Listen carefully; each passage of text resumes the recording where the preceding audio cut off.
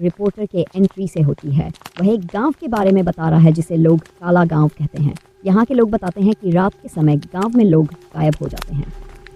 ये काला गांव है, लोग यहाँ से गायब हो जाते हैं। कैसे गायब हो जाते हैं इसके बारे में कुछ सवाल पूछेंगे गांव वालों से, तो चलिए पूछते हैं। गांव की कहानी रिपोर्टर गांव के कुछ बुजुर्गों से बात करता है।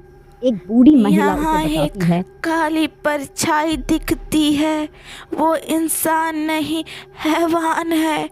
पिछले महीने ही कलेक्टर साहब गायब हो गए। लोग कहते हैं कि वहीं आदमखोर का अड्डा है। कलेक्टर का सामना फ्लैशबैक में एक कलेक्टर की कहानी दिखाई जाती है। कलेक्टर राम सिंह आदमखोर के रहस्य को सुलझाने की कोशिश करता है। एक रात उसकी जीप जंगल के पास खराब हो जाती है। मैं कलेक्टर राम सिन्हा, इधर जो भी आता है वापस क्यों नहीं जाता, इस रहस्य को मैं सुलझा के रहूँगा। कलेक्टर जंगल में जाता है और वहाँ उसे एक काली परछाई दिखाई देती है। उसे एक डरावनी आवाज़ सुनाई देती है, ये मेरी जगह है, यहाँ से कोई वापस नहीं जाता। कलेक्टर का पता नहीं चलता, लेकिन उसकी जीप में एक डायरी मिलती है जिसमें कुछ डरावनी बातें लिखी होती हैं। रिपोर्टर और उसका कैमरामैन पुरानी हवेली में जाते हैं। वहाँ उन्हें कुछ पुरानी तस्वीरें और एक डायरी मिलती है।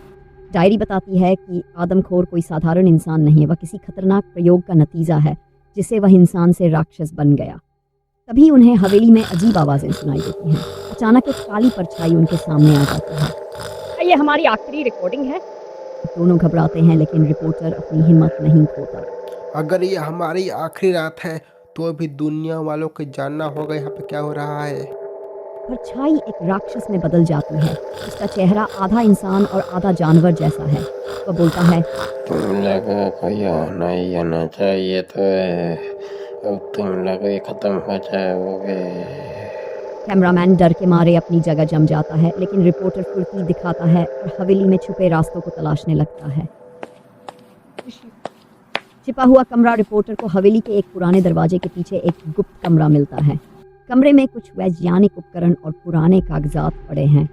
उन कागजातों से पता चलता है कि यह आदमखोर दरअसल एक वैज्ञानिक था जिसने खुद पर एक खतरनाक प्रयोग किया था। वह अमरता पाना चाहता था, लेकिन प्रयोग गलत हो गया और वह राक्षस बन गया। ये आदमी विज्ञान और लालच का शिकार है, अब ये गांव के लिए खतरा है।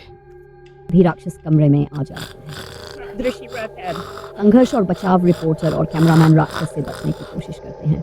रिपोर्टर को एक कागज पर लिखा मिलता है कि राक्षस को रोकने का एकमात्र तरीका है उसे उसी कमरे में बंद करना और दरवाजा हमेशा के लिए सील कर देना।